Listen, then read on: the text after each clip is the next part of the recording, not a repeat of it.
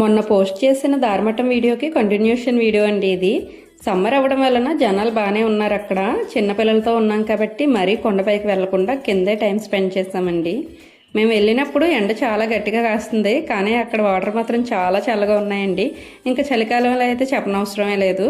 Rainy సీజన్లో అయితే water ఎక్కువగా ఉంటుంది, ఇప్పుడైతే తక్కువగానే ఉందండి. ఇక్కడ మా వాళ్ళు చున్నీలతో చేపలు పడుతున్నారండి. చాలా చేపలు ఉన్నాయి అక్కడ.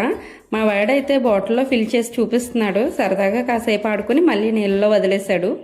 ఇలాగే మా వారు వచ్చారండి అక్కడికి. ఇంకా రచ్చ మామూలుగా లేదు. చిన్నప్పటి నుండి ఇప్పటి వరకు ఆ రోజు ఎంజాయ్ చేసినట్టు నేను దారిమట్టంలో ఏ రోజు ఎంజాయ్ చేయలేదండి. చిన్నప్పటి నుంచి జారుడు వల్ల జారే వాళ్ళని చూడటమే కానీ ఎప్పుడూ నేను జారలేదు. అదేంటో విచిత్రం, 6 ఏళ్ళు నా కూతురు కూడా జారుతుంది, నాకు మాత్రం భయం వేస్తుంది. ఇంకా ఆ రోజు ధైర్యం చేసి మా వారిని వెంట పెట్టుకుని మరీ వెళ్ళాను నీళ్ళలోకి. అందరూ జరజరామని జారి వెళ్ళిపోతున్నారు, కానీ నేను మాత్రం అంగుళం కూడా కదలట్లేదు. ఇంక ఇలా కాదని చెప్పి మా ఆయన వెనక నుండి ఒక తన్ను తన్నారు. అంతే, అమాంతం వెళ్ళి మా అన్ని కాళ్ళ దగ్గర పడ్డాను. ఇంకా ఆ దెబ్బతో అలవాటు అయిపోయిందండి. ఇంకా ఇంటికి వచ్చేంత వరకు జారుతూనే ఉన్నాను.